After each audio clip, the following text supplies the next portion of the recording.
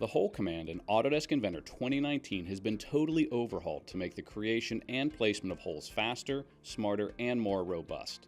The first thing you'll notice is the user interface has been streamlined to reduce picks, clicks, and mouse movements, making the creation of one hole or 10 holes faster than ever. You no longer must choose what type of hole you want to create. Inventor automatically changes placement type based on your interaction with the model.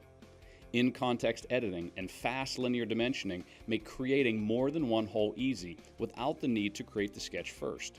Inventor creates the underlying sketch for you automatically. And switching between the hole feature and the sketch is a simple click. This combines two previously separate processes into one streamlined workflow.